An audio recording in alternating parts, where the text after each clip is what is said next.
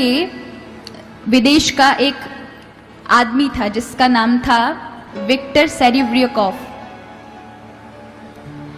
तो ये जो व्यक्ति था, ये जब अपने स्कूल गया तो 15 साल की आयु में ये बड़ा मंदबुद्धि था और बच्चों की अपेक्षा ये 3 बार फेल हो गया एक ही कक्षा में।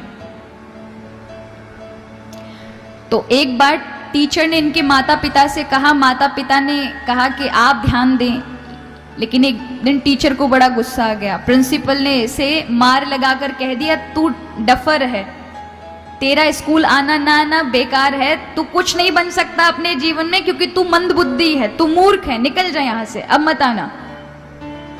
इसने पढ़ाई नहीं की, स्कूल का नाम तक नहीं लिया, गया ही नहीं पढ़ने के लिए, मेहनत करता रहा, बड़े बड़े मेहनती काम किए, कभी मजदूरी की, कभी लकड़ी काटने का काम किया, बहुत सारे काम किए। प्रेरित किया कि तुम सेना में भर्ती हो जाओ। और जब ये सेना में भर्ती होने के लिए गया तो वहां पर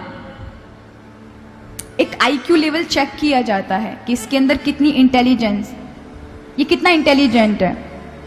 यानी एक आईक्यू होता है, हमारी सबके अंदर एक एक आईक्यू लेवल है, किसी का 150 होता है, किसी का 140 होता है, किसी का उससे भी कम होता है।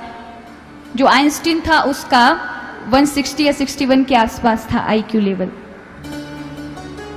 लेकिन उसका 161 यानी 161 लेवल निकला। यानी ये 1 लाख में से किसी एक व्यक्ति का होता है। उसको तब पता चला मैं जीनियस हूं, यानी लाखों में से कोई एक बालक ऐसा निकलता है और मैं अपने अध्यापक की बात पर आकर अपने आप को पहचान ना सका, मैंने अपने को मंदबुद्धि समझा अब तक। उसने क्या किया, जब उसको अपना विश्वास हुआ, अपने बारे में पता चला, तो उसने फिर पढ़ाई की। जो लोग 10 से 15 वर्ष बर्बाद करते हैं वो उसने 5 वर्ष में सारी शिक्षा हासिल कर कर आईक्यू पर बड़ी बड़ी किताबें लिखी और एक दिन वो इतना महान आदमी बन गया। एक मेंसा नाम की सोसाइटी है, मेंसा नाम सुना है आप किसी ने? नहीं सुना? सर्च करिएगा, एक्सट्रीमली इंटेलिजेंट सोसाइटी कहा जाता है उसे। मतलब यानी जितने भी बुद्धिमान लोग हैं संसार में, वो जो संस्था है वो ऐसे लोगों को चयन करती है और अपना सदस्य बनाती है जो सबसे ज्यादा बुद्धिमान होता है। और इस समय उस संस्था के पास अब तक 1 लाख सदस्यता है, यानी पूरे विश्व भर में 1 लाख बुद्धिमान, सबसे बुद्धिमान इंसानों का उन्होंने आईक्यू लेवल चेक करके अपनी संस्था का सदस्य बनाया है। उस संस्था का वो चेयरमैन बना और पूरे विश्व भर में उसने नाम रोशन करा। कब किया? और ये नाम रोशन की जो प्रोसेसिंग थी मात्र 15 वर्ष के अंदर हुई उसके जीवन के। आप विचार करें कि एक आदमी जो कुछ भी नहीं था लेकिन अपने आप को जान पाया तो कितना बड़ा इंसान बन गया कि विश्व भर में आज उसे लोग जानते हैं। वो अब नहीं रहा लेकिन फिर भी उसके नाम से बड़ी बड़ी चीजें लिखी जाती हैं।